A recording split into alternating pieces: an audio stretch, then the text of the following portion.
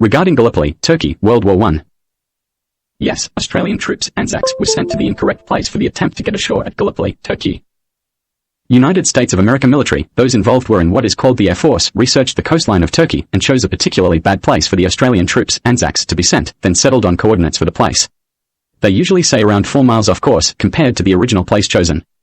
The United States of America, particularly what is now its Air Force, then contacted its enemy Turkey's military beforehand.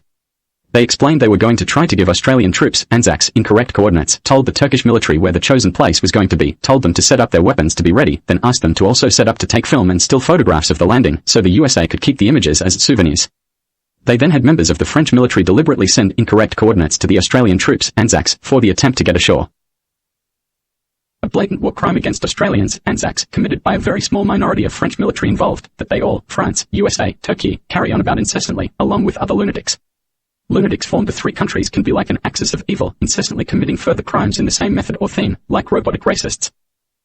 They have a particular focus on the crime against Australian troops, ANZACs, because if people argue about it, or get caught up in their rubbish, it distracts people to focus on one country, Australia, that causes people to be less likely to realize that the same method was used to do the same crime against troops from other countries that were supposed to have the United States of America as an ally of the French. The army of Turkey agreed to do it for their enemy at the time, the USA, with full collusion. The most pathetic excuse for reasoning for that decision I have ever been aware of is that those responsible from Turkey decided to conspire with its enemy the USA and do it for them when asked to, because they were already aware that Mohammed, Muslim religion, was part Australian, specifically part Gippslander. That does not make Gippsland designated for Muslim for any reason. See lunatics involved in sport here for the rest. Disturbed at best, insanity. Another motive was Australia having a constitutional ceremonial monarchy at Federation. Lunatics from Turkey have never been shy about attempting to steal almost every royal family on the planet at some point, if not all. That method by a minority of people from the USA and France was used to send incorrect coordinates for more difficult landing zones than originally selected on dozens of occasions during World War I and World War II, amongst other conflicts, to multiple, allied forces from multiple countries. They openly discuss it out loud when touring the world committing metaphor copy crimes. A French lunatic trailing along beside a psychotic retard from the USA can often be seen and obviously heard chatting about it on the way out of events like a sports event they have corruptly interfered with, where they chat about the original incident like was choosing some light genocide entertainment, then a spot of lunch with the French to check out the photographs, assuming the targeted victims would not get through it alive, on the way out of a sports event where the result was blatantly wrong, for example. It is so retardedly openly discussed that they can be easily recorded talking about it on the way out with a mobile phone at things like soccer internationals. The USA also offered to supply the Turkish Army with film and still cameras to record the crime with. They sent them ahead for the Army of Turkey to use. State-of-the-art, USA. They also supplied some USA military who wore Turkiye Army uniforms during the incident, who were there to assist to make sure the photographic equipment was being used correctly to film it. Ironically enough, they neglected to tell the Turkish Army to cover the camera housings when they were using them, so any markings on them, including branding and country of origin of the manufacturer, could not be seen. They didn't think of it themselves. They just didn't think it would be an issue, I guess, given the Turkish Army's hardware and the site chosen. When Australian troops took a look through magnifying equipment, like binoculars and small telescopes, at the Turkish Army filming the troops attempting to get ashore, the cameras had branding plastered all over them. Very shiny, some in silver, and bizarrely obvious. Similar to Made in the USA. Official camera of the military of the United States of America, Air Force, and North American brand names, surprisingly enough.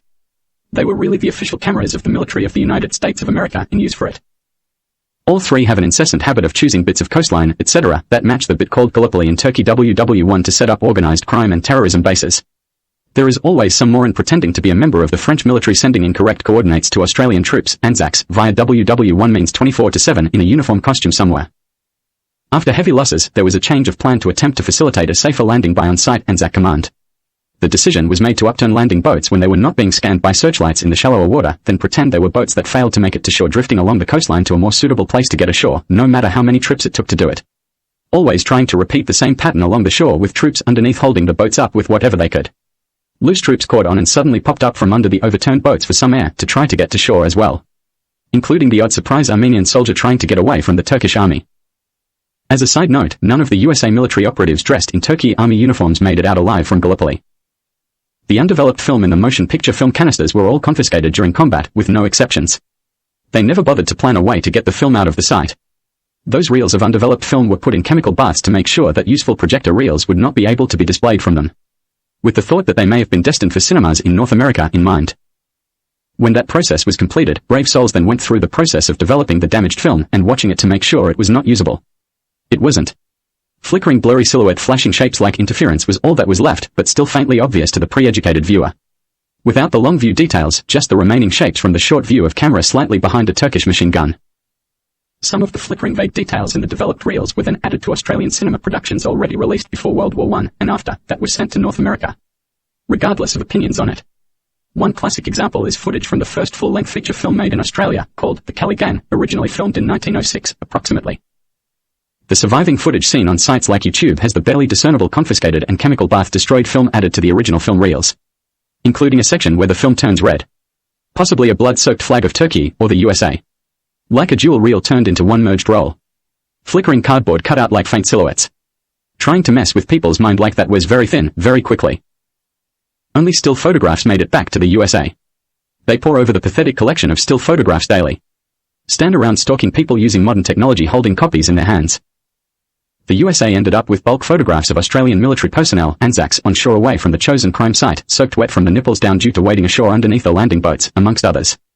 All taken with special telescopic cameras by Turkish soldiers, some supervised by a small group of military from the USA. I'm sure the USA Air Force and many other lunatics still have copies of every miserable photo. After whoever was involved in the crime against the ANZACs analyzed things, they decided that the least they could do was pretend all the wet soldiers were soaked because they pissed themselves in fear of the chosen landing site on the way in. To compensate themselves for not getting more of the gruesome images of heavy losses incurred at the original, incorrect, landing site. The Turkish military just kept on snapping photographs of the Australians, ANZACs, 4 months, if not the whole time, until evacuation. Lunatics from the USA now claim it is tradition to try to make Australians lose bladder control and piss in the pants in public. It is incessant, possibly 24/7 in shifts like a satellite game show. If some crime is being organized, lunatics from Turkey are the first people to volunteer to travel to Australia and film it or take photographs for whoever is involved, particularly if it has a USA-France theme. They phase out and pretend it doesn't matter what the crime is, really, they are only filming it, as if they don't get any blame. Even if they film it in the same room as something heinous. They have filmed many a corruptly and violently ruined footy match here over the decades. Vulgarly involved as if camouflage art. And always seem to be able to get access to the broadcast cameras. My great-granduncle General Sir John Monash ended up in a sexual relationship with a homosexual part Turkish man after WW1, who was his sexual partner when he died in 1931. That man was technically eligible for a royal title in the old Ottoman Empire. My direct family knew him well due to regular family interaction with Sir John. My grandmother Duchess and Lady Myrtle Webb the Habsburg was Sir John's next of kin when he died, as I mentioned. Her Royal Habsburg family unit was the Guard of Honor at his state funeral. Sir John's part Turkish sexual partner when he died was also in the Guard of Honor at his state funeral in 1931, where he carried my father Kevin, who was 15 months old. There used to be a place called Soviet Armenia in the Soviet Union when it was run by my grandfather Iosif Stalin Djugashvili. I am a little part Armenian from my Russian ancestors. I am also biologically related or related family of every WW1 and WW2 Australian Army general, possibly without exception. Some of them were really females. The rubbish is incessant, along with the metaphor crimes. Regarding ANZACs sent to Turkey, specifically to Gallipoli, during World War I. The details of what really occurred regarding the wrong place, landing details. Regarding the mentioned destroyed WW1 film. Some lunatics from the USA, France, and Turkey, amongst others, insist on pretending the USA's film of the ANZACs at Gallipoli WW1, filmed by the Army of Turkey, under USA supervision, still exists. As if developed into watchable projector reels after WW1, and they are being withheld from them as a tease torment of some type. They are completely insane. They often torture people whilst claiming they don't believe anyone who correctly states the film reels were destroyed over 100 years ago and there was no developed reels with watchable details. They often scream like lunatics about not getting their films and not getting a look at them, pretending to demand they be handed over as if they exist. They say words with TH in them, with the word film replacing the TH. They say the word look at the start of sentences, often impersonating somebody filming ANZACs with a camera during WW1 with their hands. They can then lapse into pretending the films exist somewhere and they want them, but Australians, particularly Indigenous ones, refuse to hand them over. Those film reels were never transferred to modern technology media invented after WW1, as they did not exist anymore. The fact that if reels actually existed that were watchable, the original developed film would probably have deteriorated to rotten beyond repair a long time ago, never enters their thinking. They just keep pretending if they exist, which they don't, someone could hand them over to them. Some of the lunatics have even claimed the Aboriginal Australian flag is designed to look like a film reel canister, and trophies like the AFL Premiership Cup are designed to look like film reels, or a projector. Completely insane. They have no basis to abuse or torture anyone because developed watchable projector reels from that violation of Australians during World War I were never received by the intended recipients.